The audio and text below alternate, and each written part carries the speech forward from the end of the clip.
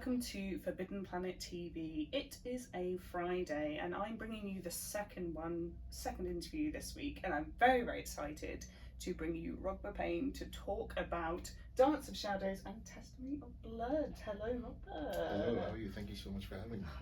This has been, we were just saying, a long time in the making, because we met very briefly at Galant's first, and then life and everything, a crazy, year happens, but we've managed to make it work. So this is fantastic. So, yeah, how was Galant's first? Because that's quite, for you, that was, it's a big. Yeah.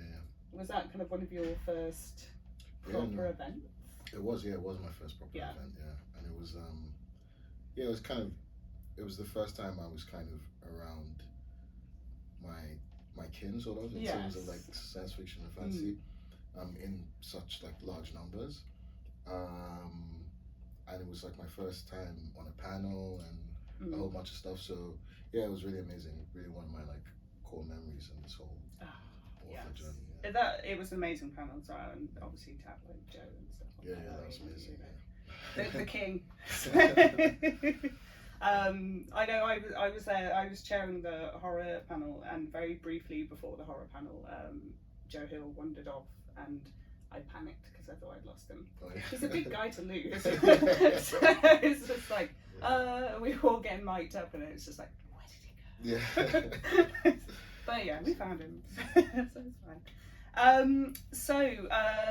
Book 1 we have out. Book 2 has recently come out. So, what can you tell us about the Song of God Hunters series so far? Okay.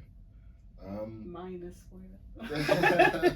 Yeah, I tried to like reduce the spoilers as much as possible. So book 1 it follows the story of Rumi, who is a young musician who is sort of trying to find his way in a very difficult world, and leaves home to try and better himself, better his family, and then all sorts of magical, strange things start to happen to him, involving, seeing vultures everywhere he goes, which is quite ominous for him. And his life kind of goes in a completely different direction from what he had expected. But it's weird because I have kind of two answers to this. Like, what is it really about? Because I think there's like a surface question, but I think there's a second question that I'm kind of wrestling with through the series, which is, is it better to be hard-hearted or tender-hearted? And I think that's what the central character's wrestling with through the series, and he's still wrestling with it in A Testimony of Blood. So I guess that's the non-spoiler intro I can sort of give. It's of course inspired by African spirituality. I'm from Africa, I'm from Nigeria, and a lot of that is sort of infused through some of the things that you'd be used to from traditional European fantasy, but a lot of heavy African influence. It's interesting what you said about Rumi there as well, because there is such a turmoil in that particular character, which we'll obviously come back to, but it's interesting how you're kind of wrestling with different sides of yourself, and I think we all kind of have points of our lives where it's trying to kind of find which route is the best. So first of all, I have to obviously mention your stunning covers, and just seeing them whenever I get to build these walls, I was just like, how beautiful they look together. So how much involvement did you have in I had a little bit. So I mean, the cover artist, he's Nigerian as well, and he lives in Lagos. At the time I was living in Lagos as well. So when Galanx first sent like the mock-ups, and they were really impressive, like the first mock-ups initially, but there was a few things that I thought could sort of change. And when I saw the cover artist's name, I kind of just knew immediately, okay, this is a guy from Lagos, this is a Yoruba guy. So I asked, okay, is he based in Lagos? And they were like, yes. So would he be open to having a chat? So we did. We met up maybe a few days after. Really cool guy. We actually didn't really talk about the cover that much. We just talked about like being creatives. But then at the end, we did talk about the cover, and yeah, maybe like a few days later, I think he had it done and it was perfect. That was for the first one, and then the second one I had much less influence, but I guess I didn't really need to be as involved. It was more just, oh no, this looks amazing. And yeah, really, really pleased with how they've turned out, and yeah, really lucky, I guess, to have such a wonderful team. And you've had some really beautiful special editions as well, haven't you? Absolutely. Yeah, very, very beautiful. I bet as well. Obviously, so pleased with the first one that you just said, yeah, I can trust this guy now. Like, just you go and do your thing. So one of the things that really kind of struck me, particularly about book one, is the music element that you touched on, like the passion for music, and almost that I suppose the rhythm to the writing itself, that it almost feels like it's kind of building up to, you know, this huge thing happening. How important is music to you, both personally and in your works? Music is extremely important to me. It's like almost like in phases of my life, I almost have like soundtracks in my mind of how it works. And it's interesting because when I was writing, or when I've been writing books in the series, it feels very much like a musical experience for me. I get into a rhythm, and then sometimes, especially in the music scenes, I feel like I can almost hear the music when I'm writing. And I just kind of like, I'm almost there. I'm there, and so it informs my writing experience a lot. But more importantly, I think that music, for me, is probably one of the purest expressions of humanity, in the sense that it doesn't have. It's very, you're very in the present, and I feel like life now has so many ways of kind of taking you out of the present, worrying about the past, worrying about the future.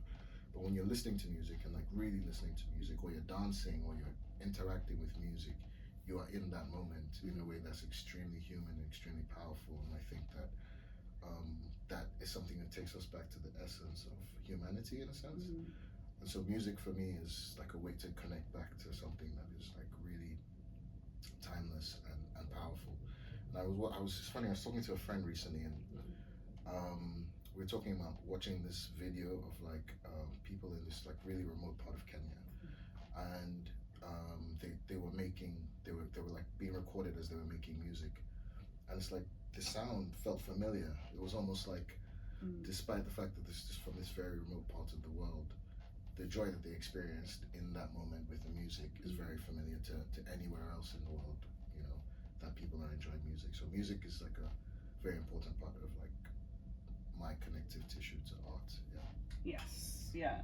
And it is something, I suppose it's one of the things that kind of binds us all together, both kind of, well, music, the arts as a whole, that you can, you know, even if you don't like, I don't know, Taylor Swift or whatever, you can just see the men, women, children, everyone, like the fans that were going, with such a mix of kind of people from different walks of life. Absolutely. So something that kind of brings everyone together. Do you have a specific playlist for your books?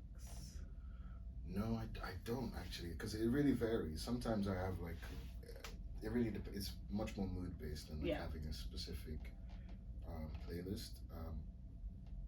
Some sort of scenes are much more dark and kind of deep, so maybe I go to a different place musically, and some are more upbeat and more hopeful, and so I don't have a specific playlist. It's much more mood based. I think it's I suppose depending on how you write, I suppose, because I know like obviously some authors like to write in absolute silence, and some authors like to kind of have some noise on, and kind of whether that's interrupting your artistic endeavours or whether it kind of adds to it. So first draft I like to have music. Second draft I need silence. Because then I'm like really narrowing down on what words to use, and I kind of need to be, it's much more technical. I feel like first draft is more the play element of the process. I find myself always one of the I love my job, but one of the things is the most boring things about my job is signing off invoices at the end of the month, and that's when I put some heavy metal on, and I'm just there like, just leave me for 3 hours. I just need to get through this. So yeah, the anger is is needed. So your book's kind of, I suppose, as an exploration of your culture, your history, your traditions. How much are you kind of taking from real world and real life events, and how much are you kind of, I suppose, putting more in a fantasy lens? I guess I ask myself the same question all the time, because I'm like, oh, does this feel too close to real world events, or does this feel, because I think part of what I love about fantasy, science fiction as well, but fantasy particularly, is that it kind of gives you an opportunity to talk about real world events or real world issues without the sting of the real world. And I found that like fantasy authors have done that, with varying degrees of success over the course of the genre. And it's weird because people can empathize much more easily with sometimes fantasy characters than they can with real world people. And so I do feel like a need to touch on real world things in a way that perhaps somewhere in your subconscious might say something, but I also try to keep some degree of distance, because I feel like if you do that, you're no longer being true to the world, or you're no longer being true to the laws of the world that you're creating. So I wouldn't, for example, I would try not to, should I say, write something that said something about how I felt about the world. I'd much rather want to write something that felt true to the world I was creating. So there is a balance. I do definitely feel a need to speak on some things that I am passionate about, but at the same time, I never want to get so close to issues where it's an issue-based book. Yes, yeah. I suppose as well, it's not that it would date it as such, but I suppose there is some sci-fi and fantasy from 60s, 70s, etc. that may not stand up to kind of a close look today. I suppose it's interesting with your books. I think you can make sense of it in a certain way, and you can kind of infer something. So. And there's definitely another kind of element is the old versus the new. So you have the kind of the established world, established culture, and then slowly being obviously broken down. Is that something else, that kind of culture clash? Is that something that you find yourself? Like, obviously you mentioned before about living between here and Nigeria. Like, do you find that kind of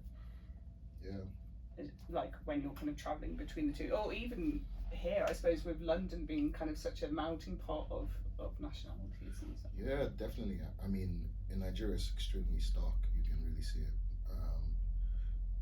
Not just the erosion of culture, but a growing detest for old culture. So, I mean, for example, in sort of my book, it examines or plays upon some existing spirituality, religion that now is very taboo in Nigeria, because it's seen as being very primitive, but it's a part of the culture, and I think that it informs, culture always informs the present. The past always informs the present, and I feel like we have this massive disconnect between, at least in Nigeria, between what it was and what it is, or what it's trying to be. And it's almost like 1965 or something. Everyone was like, okay, all of that is done. This is who we are now.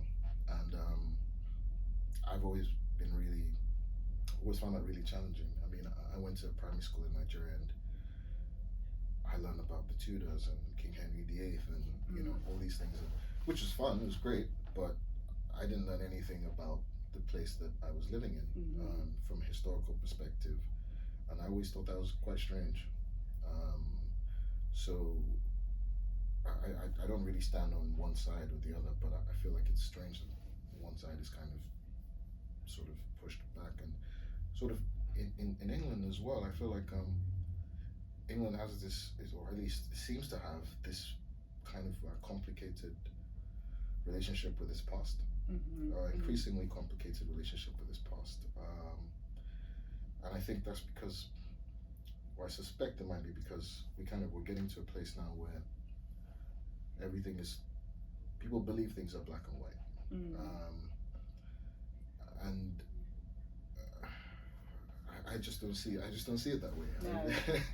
No. No. It's kind of all the colours in between, right? There's so many things that have kind of happened in the past, and I don't know whether part of maybe the British identity today is kind of not, or maybe not wanting to kind of admit to any previous mistakes. Yeah. So that obviously that time of imperialism has thankfully long gone, but yeah, if we can't kind of admit to what's happened before, then I don't know. It's so I think fantasy books in particular, and sci-fi and horror as well, definitely deal with some of these things in such an interesting way, and I think absolutely. You can have some really interesting. I think it just opens people's minds to kind of. Yeah, that's one of the things that definitely brought me into fantasy later in life, because I read so many fantasy books and I was like, these are about colonized nations. Yes. And I was like, and so I had so much empathy. I had so much more empathy for the characters, just also, coming from a colonized country and seeing so many similarities, and I felt like, oh wow, they're touching on something that's extremely true, very powerful, but they're touching on it in a way that's not really done in the real world, in a sense, so yeah, I think that's really powerful. You even get, I was just thinking, even books like Children of Time, which I hate spiders, but somehow Adrian managed to make me feel sympathetic towards the spider's plight of, that was their own planet, right? So, and we're the invaders. So, but I probably won't have those feelings of tenderness towards spiders for long, so that's fine. So coming back to our main character, so as you were writing the book, how did Rumi change? Was he kind of one thing when you started, and then did you have to rewrite? Did you have to kind of rethink where his kind of story was going? Yeah, very much so. I think so. The first book, because I wrote it over quite a long period of time, the ideas changed because I changed, and so I think my vision of Rumi changed, or my perspective of Rumi changed. I think earlier on, he was maybe a lot more of a traditional fantasy character. I think he's less so now, particularly as the series progresses. And I think that is because I did change, I guess, as in the course of writing him as a character. I think one of the things that I wanted to examine with him is, how do you react to grief? Because I think there's society has these kind of like implicit expectations about how you should react to grief, and I think that when you fall into those sort of expectations, there's something that hurts inside because you're being dishonest, and you know that you're kind of living a lie, and I think that's the turmoil I wanted to explore with him, because sometimes we're sad, but we're not expected to be. Like I don't know. When maybe going a little bit deeper, but I remember I lost a particular family member, right, and it was really tough on me. It was extremely tough on me, and but everyone around me who had similar relationships weren't. I mean, it was tough on everyone, but I felt like I had a different reaction, and I felt like I wasn't able to react the way that felt true and honest, because no one else was, or no one expected me to.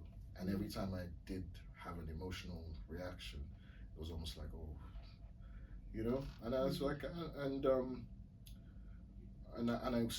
always wanted to examine a character that would be in a similar place, and how would he find a way to express himself in a way that felt true and honest, while also dealing with very perilous circumstances. Because there's definite, there is a huge kind of, I don't know, well of anger within him, and I suppose trying to find a place for that. Like even early on, like obviously he gets into a situation with a guy who's kind of giving him a lift down the road, basically. And you know, you can feel it, kind of the tenseness of that kind of conversation. Like how important an emotion is that to kind of be dealing with? And did you find, because you obviously just spoke then, was that something, I suppose it's the kind of male conditioning of being told not to cry or not to show emotion when you're grieving, so I think anger is one of those things. It's almost acceptable more to show anger rather than show emotion. How was that difficult to write? If you obviously you had some personal experience. It wasn't difficult. It was actually, I had to rein myself in, actually. But that's very much what I was trying to explore, because I guess to touch on the magic system a little bit. So the magic system, the way it works, is sort of, it's shadow magic, but it's informed by your emotion and the truth of your emotion. So if what you're feeling is sadness or despair, but you think it's anger, you're going to get some power from that, but it's not true to your experience. And I feel like part of, just like you said, I guess in a patriarchal culture, there is this expectation that the way you react to pain is with anger. If you're a character like Rumi is, and that's what's expected of him, and that's what comes naturally to him, anger. But you know, early on, just like in that scene that you mentioned, where he's has a lift with this driver, and then they have this altercation. Afterwards, his mother is trying to correct him and say that what you felt wasn't anger, what you felt was pain, that he used those words against you. And that's fine. You don't have to react in that way to express what you were feeling. And I think that there's a really dangerous turmoil in all of us in terms of what we feel and how we express it. I feel like we're kind of being taught to channel our emotions into places that don't really serve us sometimes. Like I was thinking about this because in Lagos, in Nigeria, I drive, and driving in Nigeria is war. Okay. It's war all the time. It's extremely civilized. I always I'm always watching people driving, and I'm like, this would not, But in Nigeria, it's war, and it's everyone against everyone. So there's loads of road rage incidents almost on a daily basis. And I remember thinking to myself, this rage that this person is displaying is completely abnormal. It can't be informed by this incident. There's something else. There's pain. Maybe he's having a really difficult time at home. Maybe he doesn't have, and there's pain, and it's coming out in anger. And I'm like, I remember I said to him, because it was through windows, I was like, calm down. And then he kind of looked at me like I was crazy, but at the same time, like I had touched something. Yes. And then he kind of started to laugh, and then he just drove off. And I just thought to myself, he probably needed to calm down really, and think about what it was that was actually driving this anger, because it wasn't, you know. And I feel like the world pushes us towards conflict. Yes. Yeah. A lot more now than perhaps in the past. I mean, you have a conversation with someone in a comment section on YouTube, and it's kind of like, it's this. Oh, that's or Reddit or something. Yeah. There's no room for repair. It's just like very much. And so, I guess these are the things I wanted to explore. That sometimes we need to go back to that emotion, sit with it, and then really explore what it is we're feeling before we react or express, you know, anger or frustration, whatever it might be. Yeah, because I think there is something I suppose about anger in particular that feels so volatile and feels so kind of incontrollable. Yeah. But I suppose it's not having that shame about it, but having a kind of coping absolutely mechanism or something that works. Yeah. Anger can be relieving. It can feel great. It feels great sometimes, but sometimes it's just not appropriate, you know, for what you actually need. But it can be euphoric sometimes. No, that's it. It's a good time to like go to the gym or you know, play Street Fighter or whatever you need to do, like to just get it out. So the next thing I have to say is you can damn well write a good combat scene. Like I love how it flows and how you can just kind of, again with that kind of music element, like you can kind of like see how this is all kind of coming together. Do you find yourself having to almost act out those scenes in your head? And are you one of those authors? I know there's a few who do like sword fighting and various other things. Have you done anything like that in the past, or? No. Well, first of all, thank you very much. Because I take so much time with my fight scenes, and like, a few people mention it, but not so many people. But yeah, it is very much. I do try and choreograph the scenes in my head in terms of like how it works. I haven't done any like combat sports or anything like that, but I'm extremely interested and intrigued by it. So what I do often is, I'm someone who I love to hear people talk about their craft. So like I was watching this YouTube video with Andy Roddick, and he's talking about playing tennis against Federer, and it's like I just love listening to it because they talk with so much specificity.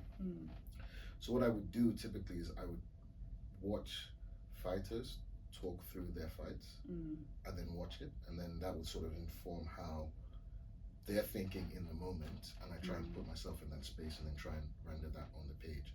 So I would very much choreograph it in my head. So if you know, if you swing a sword high, and how do you parry and how do you move, and then it does, I hope it does have that musical feel to it where it feels natural and sort of seamless. And then also what I also do is having the sort of the sword forms that kind of like are informed by, again, the context of the world that is built, and that's sort of how I sort of get into that space and try to write the fight scenes. The fight scenes are actually the most fun to write for me. I can imagine there's almost a funness, maybe weirdly more of a levity to kind of how you're writing that, because obviously some of the other scenes are maybe more emotionally weighty, but a good fight's a good fight. Absolutely. So coming on to some of the other characters, so another thing that I really enjoyed is you have got some very strong, feisty female characters in your ensemble. Is it Zarkanis? Is that? Yes. In particular was.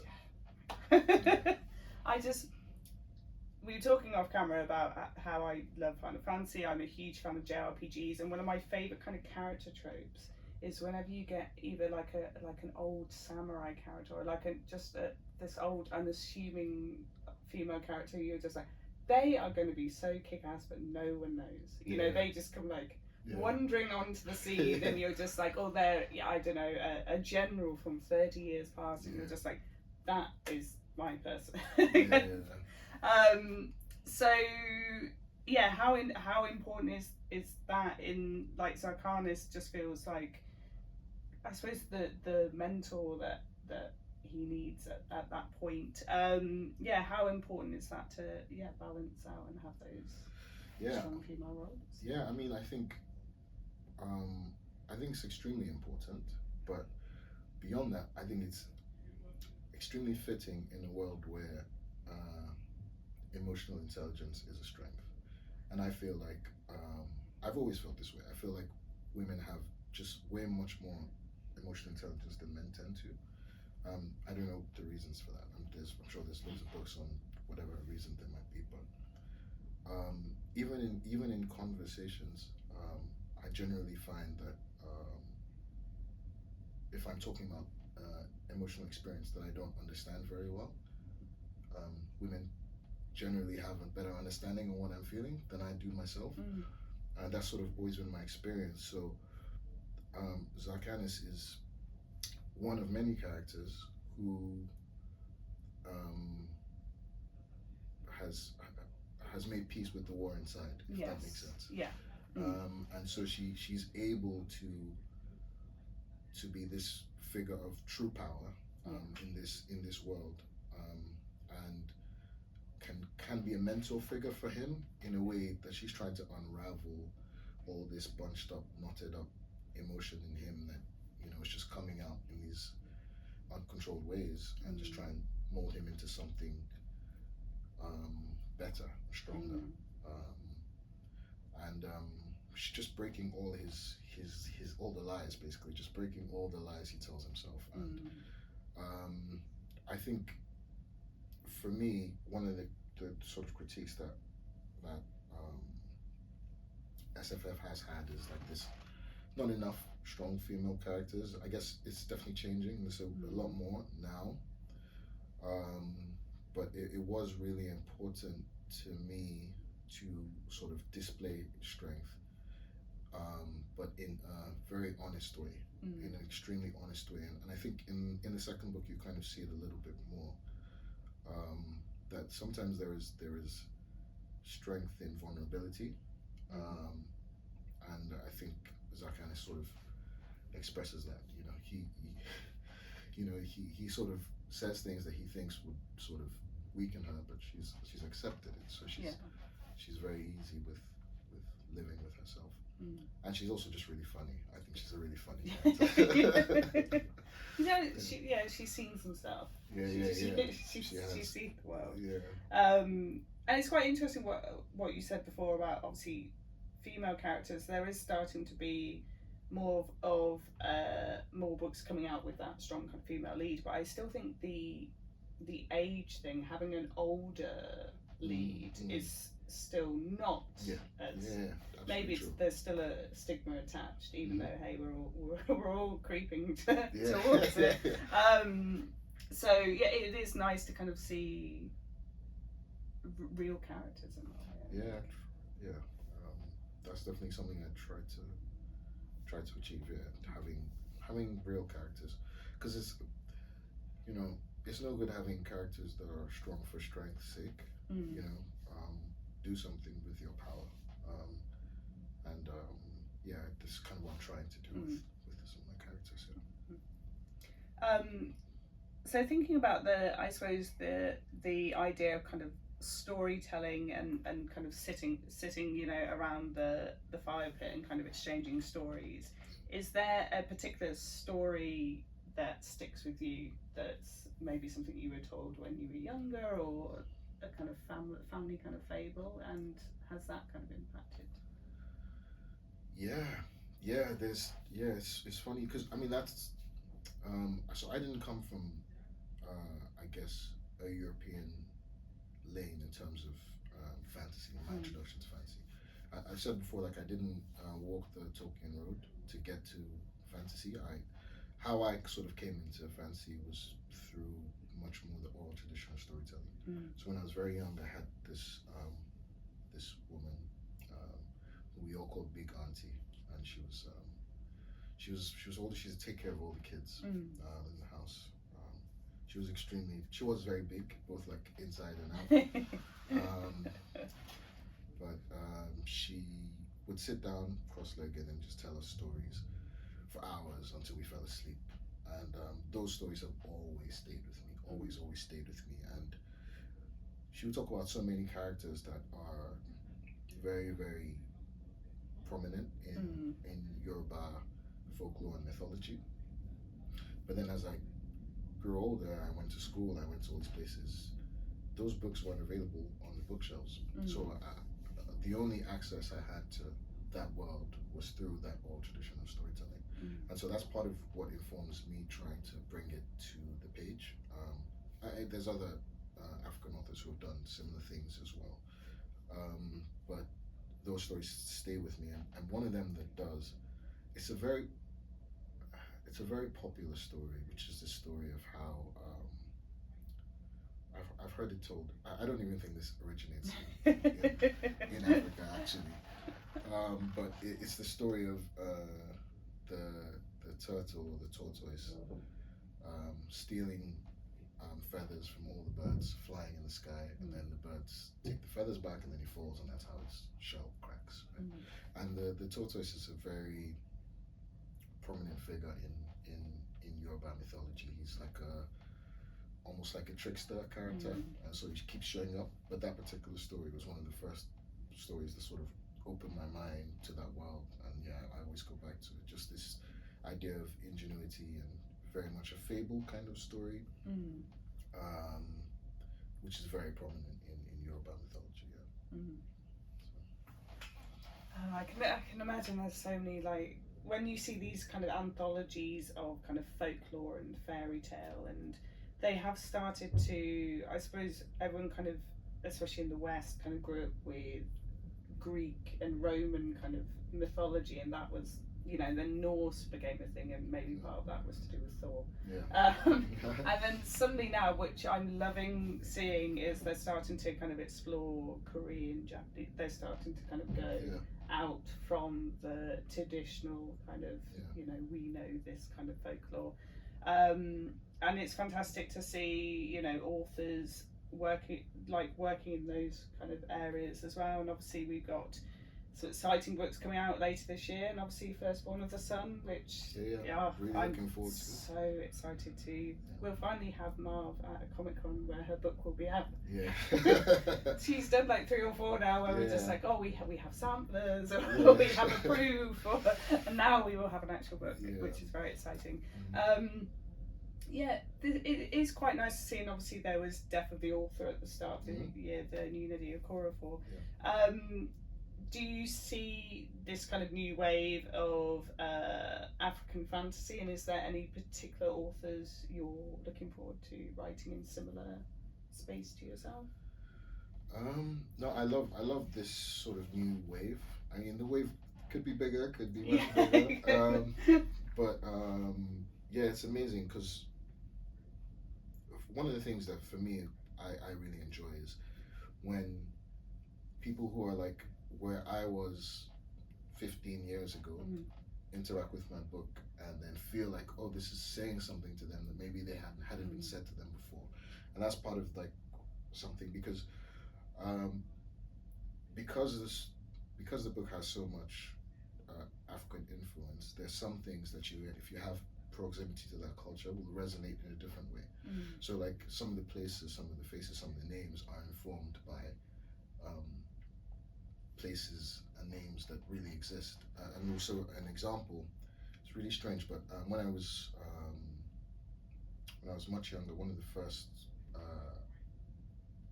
fantasy books that I read that was inspired by African culture was by a guy called Daniel Fagmawa, who was he's kind of like the African Tolkien, or in that mode. And he wrote several books, but one that I read was a translated version of a book called My Life in the Bush of Ghosts.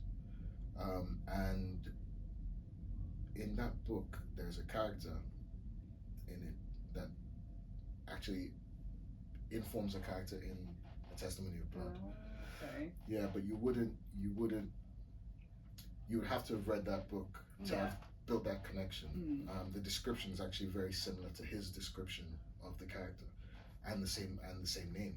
But so I kind of have those callbacks that would resonate for you if you came from that culture where you were kind of digging for this stuff, and maybe you found one or two books that said it, but now there's so many authors that are saying things that are speaking back to that culture. And one of the things that I love about my culture is that, at least as I've come to learn more about it, because I learned more about it later in life than I did when I was young, is that there's actually quite a lot of wisdom in there. There's a tremendous amount of wisdom in there that is kind of missing from our dialogue. So like the Yoruba spirituality tradition is extremely accommodating. Right? That's kind of, it's very a cultural thing. So you have people who are, for example, Christians that also practice Yoruba spirituality. It's very strange in a sense, because Yoruba spirituality is not seen as a religion, it's seen as a way of life. So it's accommodating. You can practice your religion. These are just things that the Yoruba found to be true. And so it actually works very well with a lot of other sort of Western traditions, a lot of Eastern traditions. It actually works very well with them because they found common truths. So yeah, I'm really excited about this sort of new wave in terms of like authors who, you know, I really look to. Wale Talabi is probably one that I really enjoy. I think there's, I don't want to sound, it might sound a little bit shady, but like I feel like there's a degree to which your proximity to the culture tells on the page.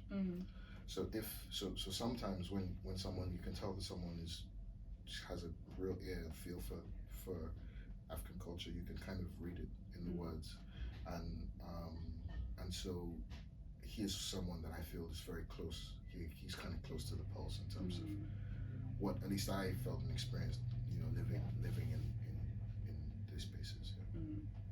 Yeah, it's I mean it's just great to see kind of the wealth of both sci-fi and fantasy and indeed horror that's coming out, and different voices. And I think you can, I suppose there was for many years there was such a stigma attached to sci-fi fantasy and kind of just geekdoms in general, and now that seems to have waned off. People are happy to embrace their love of fantasy and stuff, and it's. Why do you think that changed? I've noticed this as well. I always wonder what changed. I mean, there are still some interesting people out there who will say, "Oh, I don't read fantasy, but I watched Game of Thrones."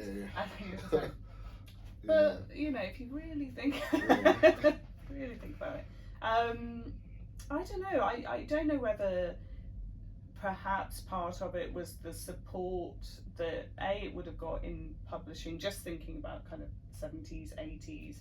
I know for like the horror market, for example, because obviously Stephen King became so big that the horror market got kind of inundated with lots of kind of pulpy throwaway horror, because every publisher was, oh, we need horror. We need more of this. And obviously some of them were good and stand the test of time, like Ramsey Campbell, who's, you know, still writing kind of 60 years later, and some of them have obviously fallen off.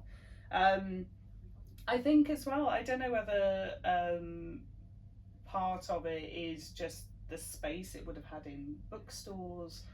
I know obviously Forbidden Planet, we've been around nearly 50 years now, which is crazy. But there were a lot of, I would say the high street stores and even, you know, Waterstones to a point wouldn't really support, and there wouldn't be huge sections for sci-fi. You'd normally be in the corner of like the first floor, and there'd be, you know, like a group of maybe 3 or 4 people like crowded around like one, and that would be it. And I think there is, I suppose, a personalised touch too. I know when I found it when I was at Waterstones that it was very much personalised recommendations, and people would come back because they're just like, I love what you recommended, and what else do you have? And I think that happens a lot in this space where, you maybe you watch a TV series, you play a game, whatever, and it brings you into this whole huge world. So yeah. So we're the cool kids now. Yeah. Who'd have thunk it? Eh? And so our last kind of 2 questions for today. So what are you currently working on? I know you mentioned before about comics. Do you think you'd ever see these in a comic form, or would you like to? Oh yeah, I would love. Yeah, I mean, I love comics. One of my dreams is to write a graphic novel, kind of set in a similar world actually. Oh, okay. So that's something I'd definitely love to do. Yeah, it's definitely something I would love to do. I mean, what am I working on now? I'm always working on loads of things because I kind of like before the Dance of Shadows, I was always writing, and so I got into a space where I got quite prolific actually in terms of like the volume of work I was doing, and I kind of I'm nothing on who I used to be. Like before, I used to write loads, but I'm always writing, and so right now I kind of have 3 things I'm kind of simultaneously working on. One of which is the 3rd book, which is sort of almost done, more or less, which is really fun. But I'm also working on a science fiction project, which is without saying too much, it's sort of a sci-fi prison break sort of thing. So it's about 2 brothers, one of whom gets in trouble and gets in prison, and the other one wants to break them out. But they live in a world where everyone has superpowers. Okay. So like the people who don't have superpowers are the minorities. So his brother ends up in a prison that's for people with superpowers. So he's in a prison where everyone has superpowers. So they're the only ones without superpowers, and they have to find a way to break out of this superpowered prison, which is really fun. But it's a really old project actually. So the way that came about, it was my brother, who's like my biggest critic. I would throw ideas at him, and he would be like, that's lame, that's terrible. He's much cooler than me. So like, so this was one idea, and he was like, oh, that's good. So once I had his like stamp for approval, I started writing it a long time ago. But once I'm sort of done with this trilogy, that is something I would complete. And I also have a young adult. Young adult. Multi-threat. Which is actually done actually. And yeah, which is done, and it will sort of be probably next on the conveyor belt. But I don't know. I'd like to get your thoughts on this, because so the protagonist in the young adult novel is a young woman, and one of the questions I'm asking myself is, am I well placed to write a book from a young woman's perspective? And something that I've kind of like wrestled with generally, I think there's this idea that's kind of gone into literature publishing of recent, that identity is what sort of gives you the rights or the lens to write a particular character, which I've never found to be true. I think empathy is what really drives your ability to render a character properly. I think identity can shorten your distance to empathy, but I've read books from people who probably share an identity with me that I didn't feel rendered characters properly, and I found that vice versa. I found people who didn't share an identity with me that rendered characters with extreme accuracy, and I think that it was the empathy that led them there, rather than. So I had this thought that, like, okay, should I be writing this from a young woman's perspective? And I think it's an interesting question. I think it is possible, but I think it definitely comes down to, I suppose, what you're kind of hoping to achieve from, like, why is it important that it's a female character? I think also obviously sensitivity readers and stuff really do play a part. But I'm always reminded of when I was still at Waterstones. I remember Before I Go to Sleep, I think it was a thriller that was really big at the moment. There was a lot of thrillers after the The Girl on the Train, etc., etc., that were blowing up, and I think the author's S.J. Watson, and when this author did their first event, everyone assumed it was a female author because he had written the female character so convincingly, and he'd never done an event before. Yeah. So this huge bald guy turns up to an event, and they're just like, oh. So I think it's possible. It definitely is possible. But I suppose you've got to ask yourself, why are you making a female? But yeah, I mean, that sounds incredible. And I think the sci-fi one, I know you said off camera about being a fan of Batman, that's going to be that Arkham Asylum kind of vibes, that you have all these, like... Yeah. That's the... It's not a bad thing. And for the last question today, so what are you currently reading, watching, and if you game, what are you playing?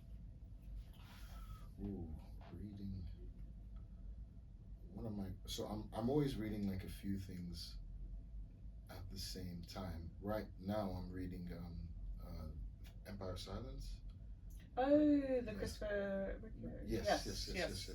I'm almost done with that, which I'm really enjoying. I've really enjoyed. I just finished The Will of the Many, which I also really enjoyed. I need to read that. I've heard such great things. Yeah. What else am I reading? I think those. I mean, I'm almost done with Empire Silence. I'm probably going to start reading the second one once I'm done. I'm also reading A Song of Legends Lost by M.H. Andy, which I'm really enjoying. Which is sort of has a Final Fantasy kind of. I think she featured like one of my favourite ever like childhood games on her Instagram like a few months ago, and I was just like, right, need to talk. So that's what I'm kind of reading at the moment. Watching, completely different lens. I'm watching right now I'm watching The Perfect Match on Netflix. It's very different, but I really enjoy some of those shows. Like I really like Love Is Blind. I really like what else do I like? I used to like Love Island, but not so much anymore. Yeah, it's almost become a piss take of itself. It's very peculiar. No, I completely like. I'm in a housewives group with Owen Hamilton, and we watch Housewives. We watch all the Bravo shows, and I think part of it is it's so ridiculous. Yeah. But it obviously provides so much comedy, but also you're just like, well, my life could be worse. It could be, like I could be, going through a bankruptcy or being indicted for, like it could be so much worse. So I totally understand those points of those. I'm trying to think if there's anything like more.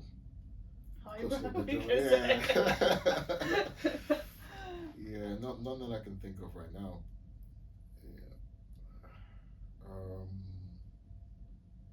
Or any films or anything that you've enjoyed recently?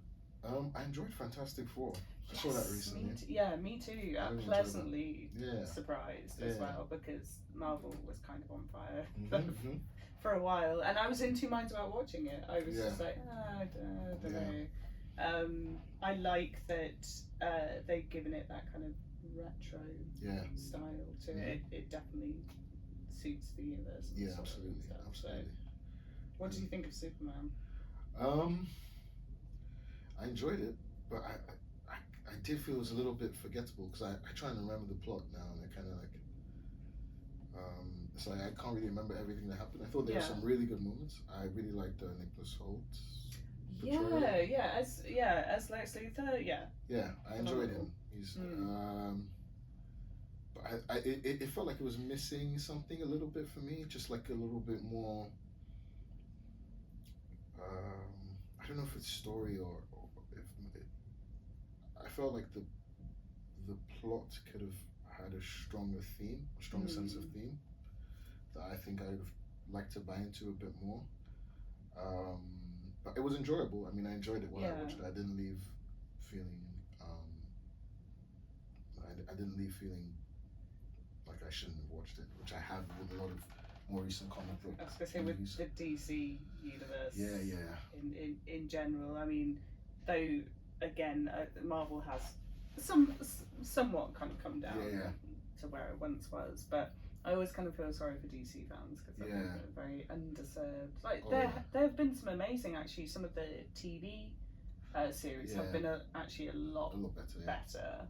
And obviously they've done great things with Animated. Yeah, exactly. Yeah. So, but yeah, it seems as well like some of the things I was really looking forward to, like in the Marvel universe. So I think Blade's been cancelled. So I was just like, but that was like the one thing that was keeping going. So just gonna have to rewatch Wesley Snipes. I mean, I'm a massive DC fan. Well, I've always been massive from the comics. So yeah, it's been a bit bleak in terms of the big screen. But yeah, the animated stuff was generally quite good, so I can kind of like live on that. Yes. But I guess Superman's a step in the right direction. I think the more recent Batman as well. I mean, Batman's have been generally decent, I think. I really enjoyed the Nolan verse. Yeah. And the more recent one I liked as well. Yeah, very angsty. Yeah. Very, lots of that same Nirvana song playing. But yeah. You can think back to like 15-year-old you. But yeah, I mean, there's obviously so many great things coming out, and thank you so much for joining us today. So for anyone at home, you will be able to grab signed copies of both book 1 and 2 in the next few days. They'll be going out to all 10 of our stores, so do check them out, do read them, and get all hyped for book 3. But we will see you next time. Bye. If you're enjoying watching Forbidden Planet TV and you're enjoying watching us talk to the world's most interesting and accomplished filmmakers, authors, artists, musicians, creators, subscribe right here. See you soon.